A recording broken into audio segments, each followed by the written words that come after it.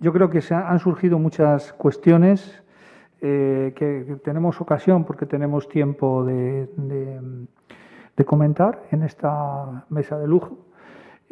Alfredo, quizá algunas preguntas de los oyentes, de los asistentes al Congreso.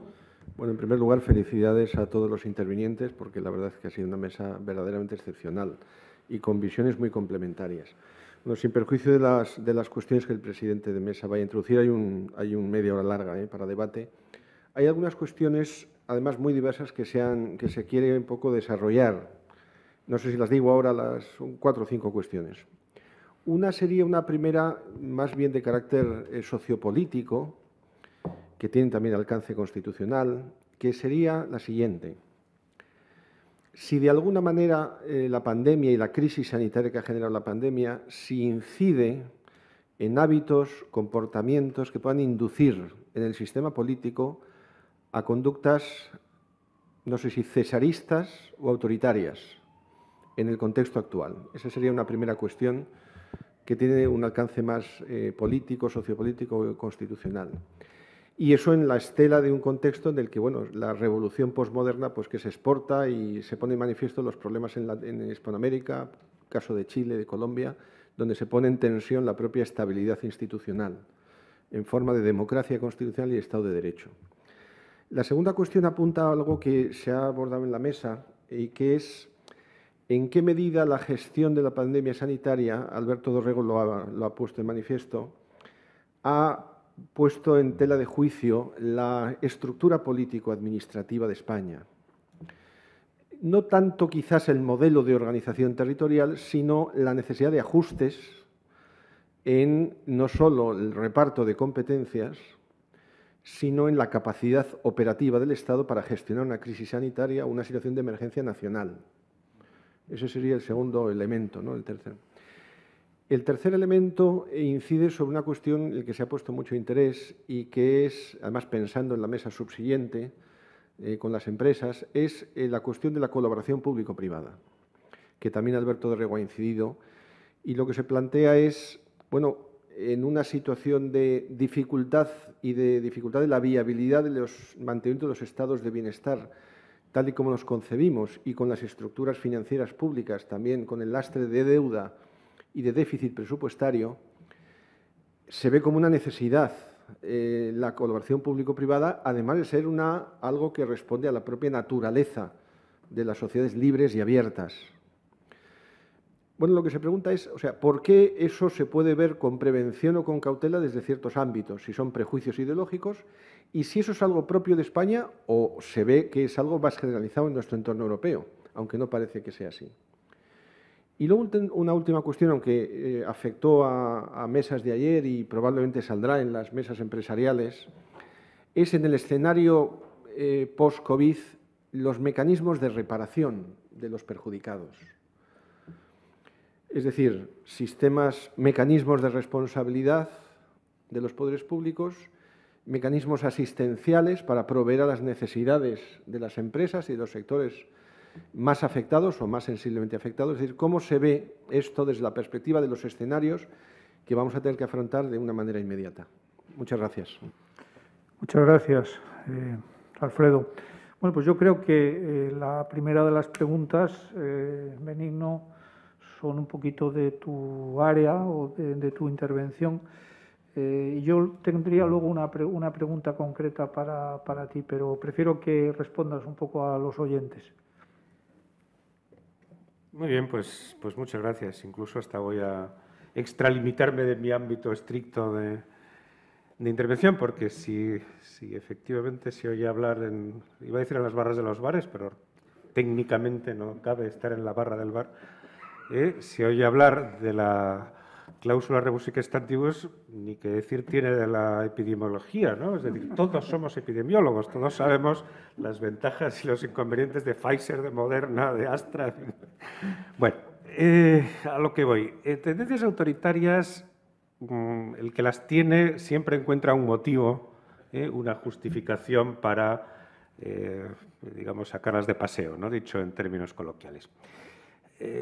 La memoria no es el fuerte de las sociedades contemporáneas, pero seguro que muchos oyentes recuerdan que en los primeros días de pandemia algunos grupos políticos, todavía en el Gobierno, aunque parece que con menos peso del que tenían entonces, hablaban muy seriamente de la titularidad y o gestión pública de empresas y servicios y, en definitiva, pues bueno, un paso al frente hacia un cambio que hubiera sido un cambio de modelo y de ADN constitucional. Se puede escoger dentro de la Constitución española la cantidad de Estado que quieres tener, pero lo que no puedes es superar el límite constitucional de la libertad de empresa en el marco de la economía de mercado, que es Constitución española y, obviamente, Constitución europea en el sentido material de la palabra. Pero la tentación existió y algo de eso se ha mantenido en la renta mínima universal, en la política sobre alquiler de viviendas, en la multiplicación de subvenciones e incluso en algo que siempre parece cargado de buenas intenciones, como es la idea de subir de categoría a algunos derechos fundamentales, dentro de los 3 bloques que marca nuestra Constitución, pues bueno, sectores políticos, incluso muy cercanos al Gobierno, pues dicen que seremos mucho más felices si el derecho a la protección de la salud, en vez de estar en el 3er bloque, en los principios rectores de la política social y económica, pues asciende a la condición de primer bloque y se puede presentar un recurso de amparo si aún no está satisfecho con la protección de la salud. En fin, es esa vieja manía de querer hacer cosas con palabras, ¿no? Es decir, no, si tienes los medios, los tienes y lo puedes gestionar bien, lo haces, pero desde luego por cambiar el nombre de las cosas no te sirve para nada. Otra tentación autoritaria que enlaza con algo que se ha dicho. Fuentes del derecho han sido profundamente maltratadas en la crisis. El abuso manifiesto de los decretos leyes, no solo para cuestiones de derecho privado, sino para todo lo que pasaba por ahí, de las disposiciones transitorias, adicionales, etcétera, que se convierten pues, en una fuente en sí misma de modificación del ordenamiento jurídico. Y algo que todavía me parece peor y que ayer recordábamos, las órdenes ministeriales. O sea, las órdenes ministeriales son una norma de ínfimo rango que no debería ir más allá del derecho de la organización administrativa en sentido estricto. Bueno, hemos tenido órdenes ministeriales en virtud de las cuales, si lo miramos un poco con lupa, se limitaban derechos. Y lo cual ciertamente es profundamente preocupante. Y luego, si hablamos del funcionamiento del modelo autonómico, que se ha explicado muy bien, yo siempre lo digo, yo soy un acérrimo defensor del sistema del Estado de las autonomías tal como lo establece la Constitución, sobre la base de la unidad, por supuesto, de la nación española y de la autonomía de sus partes integrantes, ¿no? Pero es evidente que el sistema funcionaba mal antes y funciona mal ahora, y tensionado por el tema de la COVID, pues ha dejado al descubierto alguna de sus costuras. El Consejo Interterritorial de Sanidad, pues no se sabe muy bien, aunque las reuniones sean muy telemáticas y muy modernas y muy dinámicas, pues un día dice una cosa, otro otra, un día parece que sus disposiciones son de obligado cumplimiento, otras parece que son simplemente recomendaciones. El Gobierno de la Nación ha tenido una doble tentación, la primera, el de un excesivo intervencionismo sobre el mecanismo del Estado autonómico, seguramente privando a las comunidades autónomas de ciertas competencias, lo que se llamó recentralización, pero luego se ha ido al extremo opuesto y lo que ha tenido es la tentación de inhibirse y de dejar que sean las comunidades autónomas las que carguen, sobre todo con los aspectos negativos ante la opinión pública de la crisis, ¿no? En definitiva, antes yo decía que los ciudadanos han pedido sentido de responsabilidad a los políticos y no siempre lo han encontrado, porque qué duda cabe que ha habido un factor de oportunismo partidista legítimo hasta cierto punto en una situación de crisis, ¿no? Cada uno pues, ha arrimado las cosas a su sardina y unos se han quejado de una cosa y otros de otra, según les convenía. Es llamativo que no han sido las comunidades autónomas gobernadas por nacionalismos poco afectos a la lealtad al sistema constitucional las que han llevado, digamos, la iniciativa en la crítica al Gobierno en cuanto a a la asunción de competencias que no le correspondían. Bueno, tenemos que aprender mucho de todo eso y tenemos que aprender algo que, por mi trayectoria profesional, siempre me resulta preocupante, que es, una vez más, ¿para qué sirve el Senado? O sea, tenemos una Cámara de Representación Territorial que hubiera podido hacer un magnífico papel buscando puntos de encuentro en una situación en la cual el Estado autonómico pues, necesitaba elementos de coordinación, etcétera. Tenemos una Comisión General de las Comunidades Autónomas dentro del Senado en la cual pueden intervenir por iniciativa propia presidentes y consejeros de comunidades autónomas. Tenemos un mecanismo que podría funcionar. No hay voluntad política ninguna.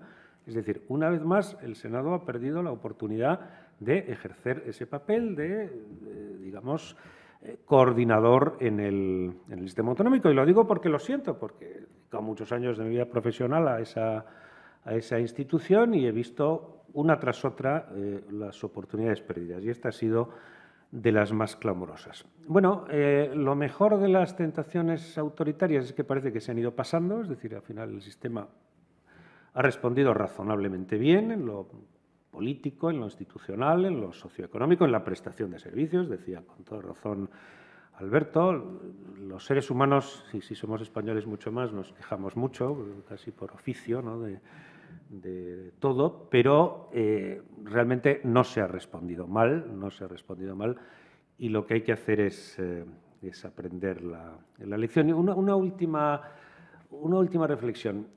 Vamos a ver, la pandemia ha acelerado tendencias que ya existían. Es decir, no es verdad que haya puesto en circulación grandes novedades. La idea del teletrabajo estaba ya ahí y estaba empezando. Lo que pasa es que es verdad que en un año pues seguramente ha acelerado 10.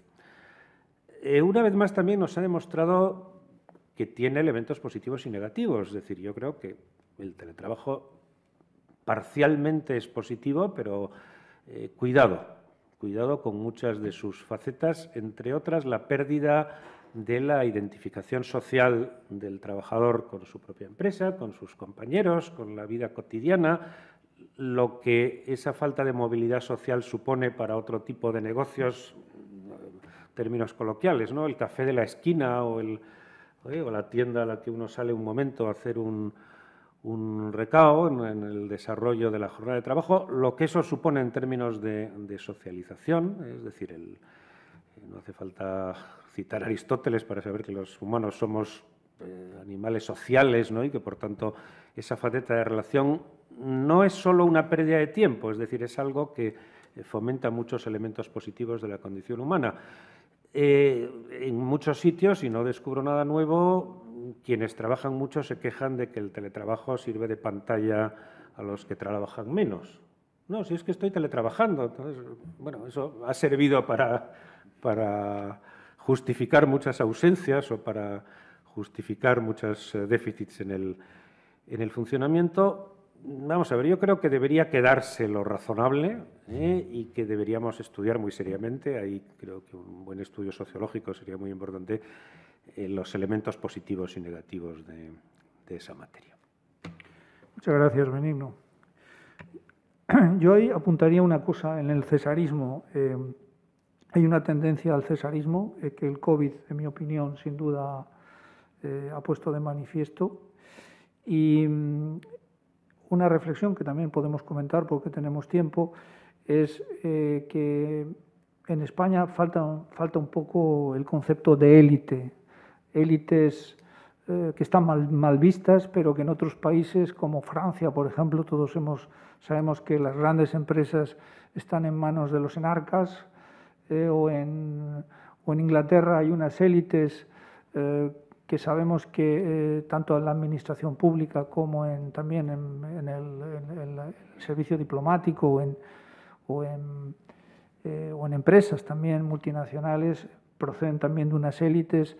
En España parece que hemos concebido mal eso, ¿no? Hemos concebido mal la idea de la élite en el sentido de que se ha querido desde todo el siglo XX, no hablo del periodo constitucional, sino ya antes, la élite está mal vista, ¿no? La élite, cuando realmente la universalización para la gestión de empresas o para la gestión intelectual de universidades, pues realmente es un poco cuestión de la aristocracia del pensamiento, lo que yo llamaría la aristocracia. Esto deberíamos de planteárnoslo seriamente como un país que es el cuarto de la Unión Europea y en el que no somos tan diferentes, nos pongamos como nos pongamos. Yo he tenido ocasión de vivir 7 años en Bélgica, en Bruselas, y no somos tan diferentes, pero sí hay ese concepto, ese miedo al que de la selva. A mí me gustaría alguna reflexión sobre este tema, que para mí es un efecto demagógico o ideológico, como tantos de los que han surgido en la mesa. Bueno, la segunda pregunta hacía referencia a ti, la segunda y la tercera, Alberto, y yo añadiría que me ha gustado mucho lo de las funciones mostrencas, ¿no? Porque además haces una referencia a la ley de mostrencos, que tiene también su historia en el derecho español, ¿no? Explícanos un poco esto. Yo únicamente añadiría que parece que no se entiende muy bien la diferencia entre la gestión de un servicio público y la titularidad de un servicio público, que puede ser gestión directa o indirecta o concesión. Aquí hay un lío, quizá porque no porque haya lío dentro del derecho español, porque está bastante claro, sino porque también factores ideológicos están haciendo ver con una lupa determinada y eso evita la colaboración público-privada. Adelante, Alberto. Sí, pues efectivamente, ¿no? Es un lío, ¿no? A ver, efectivamente es un problema, ¿no? A ver, la cuestión territorial, yo pasa como a Benigno, con el que, en fin, como somos buenos amigos, hemos charlado muchas veces de estas cosas, ¿no? Y yo también, en términos generales, soy partidario o defensor del modelo constitucional de distribución competencial, con sus cosas y con sus ajustes, ¿no? Y lo que ocurre es que hemos desarrollado, y voy al tema de lo de las competencias mostrencas, hemos desarrollado una estructura institucional un poco a salto de mata, podemos decir, con muy poco rigor a la hora de edificar las estructuras administrativas para poder dar coordinación al conjunto de algunas funciones fundamentales del Estado, que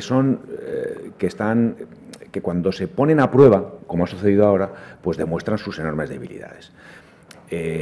Por ejemplo, por decir alguna cosa concreta, ¿no? Si alguien tiene la curiosidad por saber cómo se adopta un acuerdo en la Consejo Interterritorial del Sistema Nacional de Salud, con ese nombre tan rimbombante, que es una especie de conferencia sectorial que acoge a los intergubernamental, que acoge a los gobiernos de las comunidades autónomas, es el problema que tiene el Senado, pues es muy curioso, porque uno se va a la ley me ha preguntado un periodista, además, por esta cuestión, cuando ha habido alguna polémica de estas agrias sobre el contenido de estos acuerdos, ¿no? Si uno se va a la Ley de Calidad y Cohesión del Sistema Nacional de Salud, que el nombre se las trae, y que además habría que poner en qué año se aprobó esa ley, o sea, cuidado, para saber quiénes son sus autores. Pero la Ley de Calidad y Cohesión del Sistema Nacional de Salud lo que dice es que los acuerdos del Consejo Interterritorial se adoptan por consenso.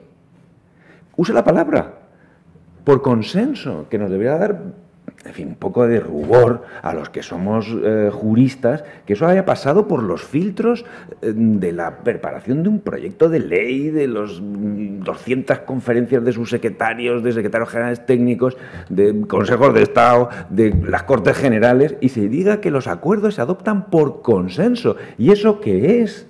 Desde el punto de vista jurídico institucional. Lo dice así. Entonces, los acuerdos se adoptan por consenso. Entonces, se adoptan unos acuerdos como, por ejemplo, una declaración de acciones coordinadas. Que me gustaría saber cómo se inserta eso dentro del sistema de fuentes del ordenamiento jurídico español, la declaración, si eso es una norma, si es que lo es. que no se publican, se comunican a las comunidades autónomas, las declaraciones de actuaciones coordinadas, se comunican, son obligatorias desde que se comunican, pero como producen efectos frente a terceros, porque como se ha demostrado, y durante estas fechas, el subsecretario del departamento ordena que para efectos de publicidad material se publique en el Boletín Oficial del Estado la declaración de actuaciones coordinadas. Entonces, eso demuestra la endeblez del modelo que tenemos, ¿no? Y voy a las competencias mostrencas. Esto no solo pasa con la sanidad, en la sanidad se ha demostrado claramente, ¿no? Pasa con otras muchas competencias en las cuales el Estado ha llevado a cabo una transferencia, por efecto de la construcción del Estado autonómico, de todas las competencias ejecutivas en una determinada materia. En sanidad es muy claro. Los 450 hospitales más o menos que hay en el Sistema Nacional de Salud, prácticamente el 100%, 99,9%, son de gestión de las comunidades autónomas. El gasto sanitario es en un 98,5%, de este dato es verdad, de gasto autonómico. El gasto farmacéutico, el gasto hospitalario, los que compran las aspirinas, los que compran los materiales para los quirófanos, todo es autonómico. Entonces, eso hace que toda la estructura administrativa del Estado que se ocupaba de esas funciones fundamentalmente de gestionar un aparato muy eficaz, que era el INSALUD, que existía, ahora se ha transformado en una cosa un poco extraña que se llama INGESA, el INSALUD, al final todo eso se ha ido descapitalizando, han desaparecido los grandes cuerpos de funcionarios que existían en el Ministerio de Sanidad, no queda nada de todo aquello. Entonces, ¿qué ha sucedido? Que las funciones gestoras sí han sido asumidas bien por las comunidades autónomas.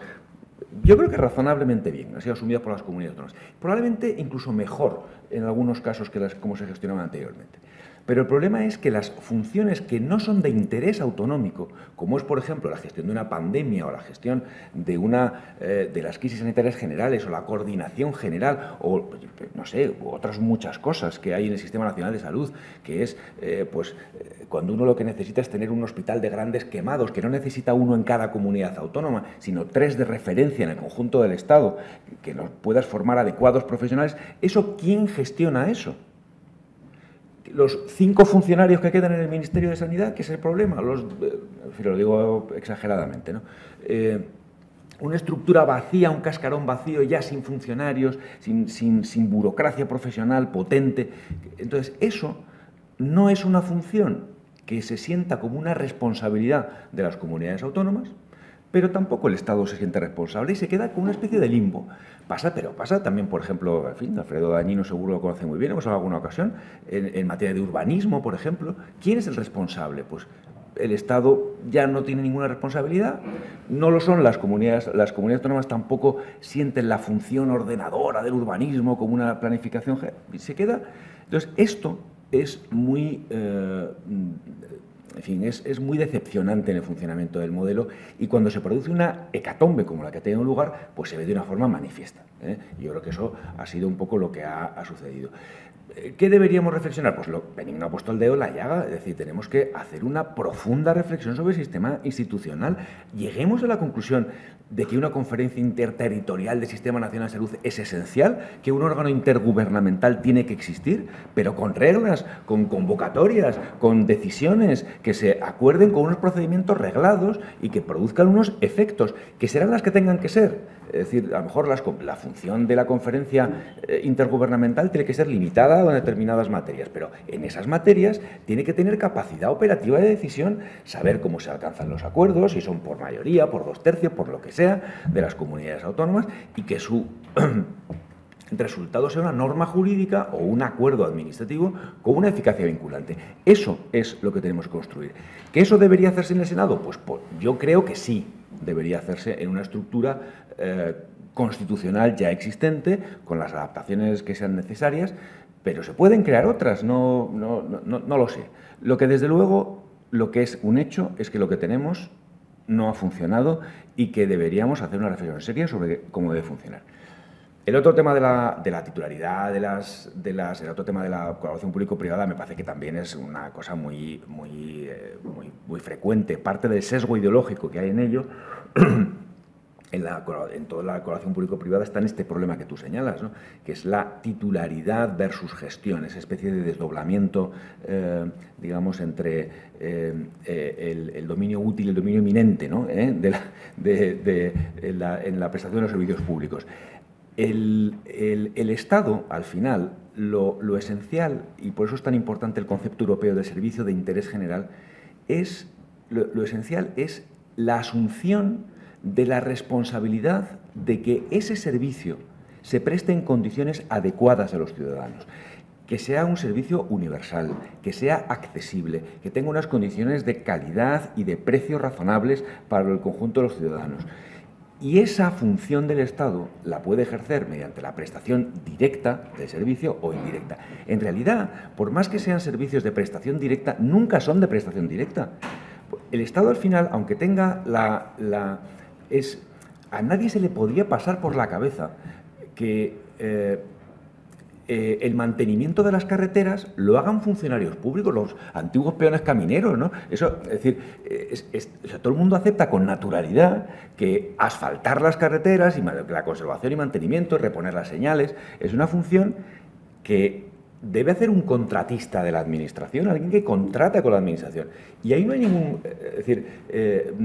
no hay ningún proceso de concesión y de colaboración público-privada, digamos, complejo, sino que al final lo determinante es quién tiene la responsabilidad. Y trasladar a la ciudadanía que lo importante es que el Estado asuma la responsabilidad y la titularidad de los servicios y no la gestión, que quien puede aportar más valor añadido es un empresario privado y es una gestión menos burocratizada de las actividades prestacionales, me parece que es, yo creo que la clave del modelo a efectos de su legitimación política. Gracias, Alberto. Efectivamente, el sesgo ideológico marca muchísimas de las tendencias, iba a decir legislativas, pero más que legislativas han sido vía decreto ley o órdenes ministeriales, ¿no? Efectivamente, considero que ha habido un abuso, ya lo comentaba antes también Benigno y lo comentábamos ayer, un abuso desmedido que tiene mucho que ver con el cesarismo que comentábamos antes en la promulgación de decretos leyes e incluso en limitar derechos fundamentales a través de meras órdenes ministeriales. Y de hecho, desde el punto de vista estrictamente de la arquitectura constitucional, ha habido incluso un abuso. Algunos consideran que ni siquiera el estado de alarma era el estado que se tenía que ver cuando se revisa la constitucionalidad del mismo. Ahora debía ser el estado que debía haberse adoptado, porque el estado de alarma responde a unos objetivos quizá diferentes y algún sector de la doctrina considera que debería haber sido un estado de excepción. Evidentemente no se pueden suspender derechos constitucionales a través de un estado de alarma, no se puede hacer, eso es algo muy claro. Yo creo que el ponente de la sentencia que está estudiando el Tribunal Constitucional, yo creo que ya lo ha dicho incluso. Entonces, yo comparto esa idea, creo que la compartimos casi todos, más o menos, ¿no? con matizaciones. Lo que está claro es que el límite entre limitación o restricción de derechos individuales fundamentales y suspensión, en mi opinión, en modesta opinión, porque yo no soy un especialista, pero creo que debe de ser a través de una norma emanada de quien tiene la soberanía nacional, que es el Congreso y el Senado, no a través de un gobierno. Y en ese sentido me interesa muchísimo también alguna disquisición entre el concepto de gobierno como órgano constitucional y el gobierno como entidad gestora o entidad del Ejecutivo, que también debería de ponerse en tela de juicio, ¿no? Bueno, en todo caso, estoy de acuerdo contigo que el sistema no ha funcionado adecuadamente. Hemos visto que en otros países el sistema sí ha funcionado de una manera, quizá porque el Estado autonómico es un Estado mixto, ¿no? Que ni es federal ni es central tampoco. Esto debe de ser objeto de una reflexión y bueno, yo creo que debemos de pasar a otra pregunta. Alfredo, adelante. Sí, hay una cuestión que se ha suscitado, que yo creo que puede ser para Ángel, y aunque tiene un sesgo muy general, pero que es muy estrictamente en vista en una dimensión empresarial, aunque tiene que ver con el modelo de organización territorial del Estado en España, que es las empresas hoy en España y las exigencias de la unidad de mercado y el problema de las trabas internas para la actividad económica. Antes, como he comentado, en Cremades estábamos identificando distintas barreras y buscando propuestas de mejora. Y una de las que encontramos, es un tema de derecho administrativo, pues es precisamente la de unidad de mercado. La ley de unidad de mercado contiene unas excepciones importantes que permite a las comunidades autónomas, con unos conceptos jurídicos bastante amplios, intervenir en múltiples cuestiones que quizá con esa vertiente sobrereguladora, ¿no?, que yo mencionaba antes, con la mejor de las intenciones, pero con el peor de los resultados, pues obstaculizan de una manera grave el correcto funcionamiento del mercado. O sea, hoy día estamos construyendo Europa, estamos intentando que no haya barreras en todo el mercado europeo y no nos podemos permitir el lujo de, en espacios internos como el Estado español, levantar barreras artificiosas que realmente responden además a unas dinámicas muy distintas de carácter político y de carácter reivindicativo y que afectan al final muy seriamente a la economía. No quiero recordar lo que decía Clinton, eso de es la economía, y decía algo más, creo. Pues esto yo creo que es lo que tenemos que tener presente.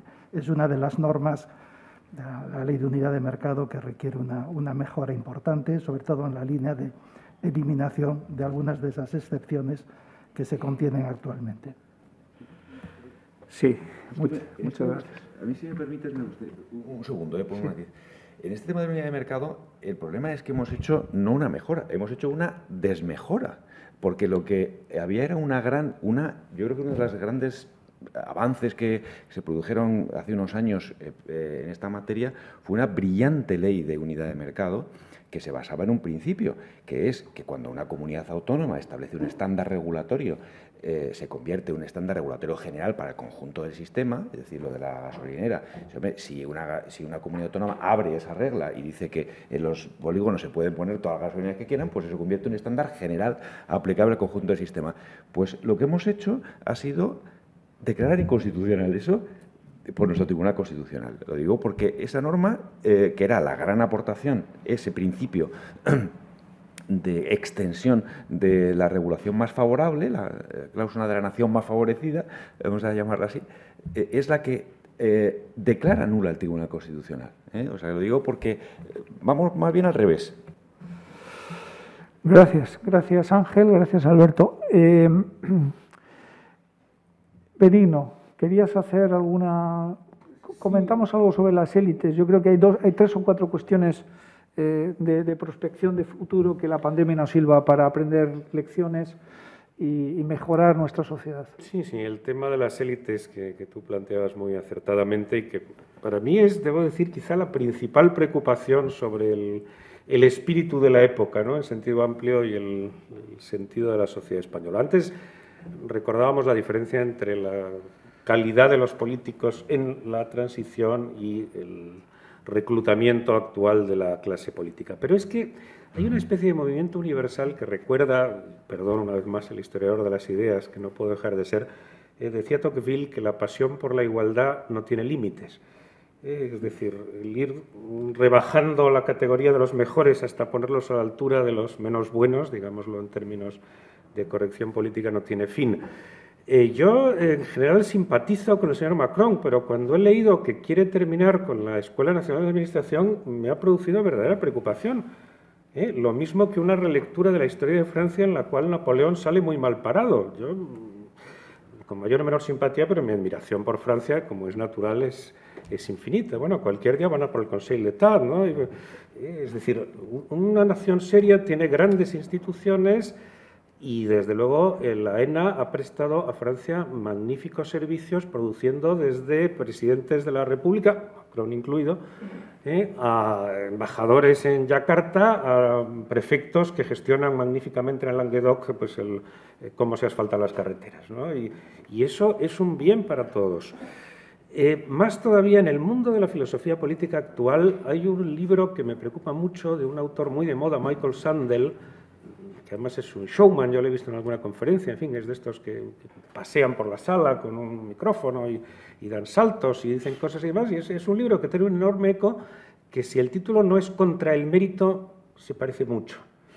Y la filosofía general del asunto es, hombre, no, usted ha estudiado mucho, ha llegado muy lejos, pero claro, porque se lo ha podido permitir, porque ha podido estar 5 años preparando oposiciones, porque su familia tenía dinero, entonces, bueno, pues todo eso no son méritos, oiga, no tiene usted más derecho, porque ya no es que se ponga en cuestión la desigualdad, digamos, puramente hereditaria. Hombre, usted es más rico porque lo ha heredado sus padres. No, no, es que aunque usted se lo haya ganado con su esfuerzo y con su talento profesional, eso no está justificado porque ha tenido usted una posición de salida muy superior a los demás. Por tanto, da lo mismo que sea usted, pues, en fin, el mejor abogado de no sé qué o el dignísimo funcionario que realiza funciones menores, que los derechos son iguales para todos. Bueno, mucho cuidado con esto, mucho cuidado con esto. Es decir, una sociedad sanamente constituida tiene que reconocer la valía de los mejores. A muchos nos gusta el tenis, pero ninguno jugamos como Rafa Nadal. Entonces, eso hay que reconocerlo y hay que admitir el mérito y hay que admirar a los que lo merecen. Y una de las causas de las crisis de las sociedades, y podría irme a la Atenas clásica o a la Roma imperial, es precisamente la pérdida del sentido de la significación de las élites en esa medida. ¿Estamos ante una situación dramática? Todavía no, pero cuidado que empezamos a bajar peldaños. Bueno, coincido completamente con tu opinión, por eso la provocaba, porque sigue estando de moda Alexis Tocqueville, por lo que veo, y debemos de cuidarlo mucho más que a Sandel, que lo pone de moda determinadas editoriales. Bueno, hay otra cuestión que yo creo que aquí, Ángel, en esta sede, en la Casa del Empresariado Español, a mí me ha gustado mucho lo que has dicho y podemos comentarla también. Parece que nuestro país es un país, aparte de tener este problema de falta de élites, o por lo menos de verdad élites intelectuales y de gestión de empresas y de gestión de administración pública, tiene otro problema, en mi opinión, añadido, que es la falta de tejido industrial sólido, con empresas suficientemente dimensionadas, que al final es la gallina y el huevo, ¿no? Siempre pasa lo mismo. El empresariado español es un gran empresario, pero es microempresa. Es decir, falta tejido, le falta musculatura siempre. Esa musculatura, hay muchas razones que puedes reflexionar sobre ellas, pero yo solamente voy a decir una cosa, que tú las has apuntado y podemos conversar sobre esto. Parece que el legislador o la administración, cuando regula temas de las empresas, lo está haciendo siempre pensando que está regulando para Iberdrola, Telefónica o cualquiera de las empresas del IBEX. Y además la regulación con ese criterio de generalidad se aplica a todas. De tal manera que se hace una regulación, por ejemplo, pues para materia laboral, que lo mismo aplica al Corte Inglés que a la farmacia pequeñita de la esquina o a la tienda Ultramarino, si todavía ha sido capaz de resistir. Y eso, cuando desde la abogacía se lo decimos a los poderes públicos, oye, mira, es que no es lo mismo la mercería en Carabanchel o en la Alameda de Asuna, no es lo mismo que el Corte Inglés o que, yo que sé, una gran empresa, ¿no? Pero la legislación es para todos. ¿Puedes comentar un poquito esto? Sí, la verdad que las empresas a veces se parecen a los seres vivos, ¿no? Porque nacen, crecen y no sé si hacen más cosas, pero mueren también.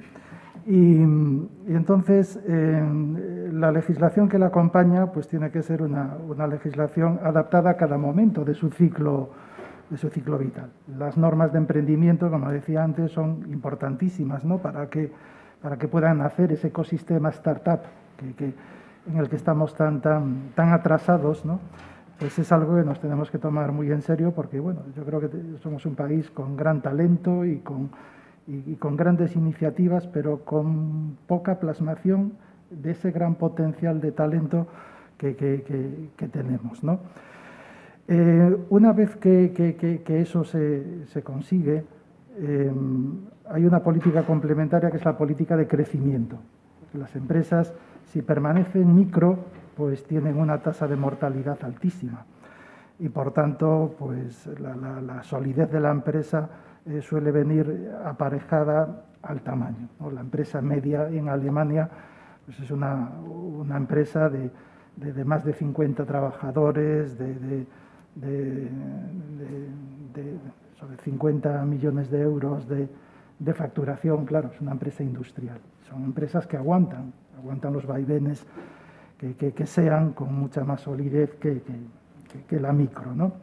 Entonces, esa segunda fase es una fase que, por ejemplo, en Francia la han trabajado ahora hace poco. En el 2019 se ha promulgado una ley que se llama la Ley Pacte, que es una ley precisamente para el crecimiento de las empresas, ¿no?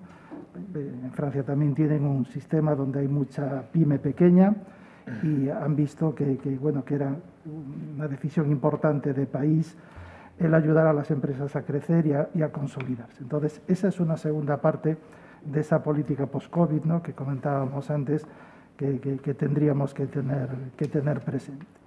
Y después, por volver al tema de la regulación que comentabas, pues quizá nuestra regulación tiene que ser pyme-céntrica, tomar como referencia la pyme.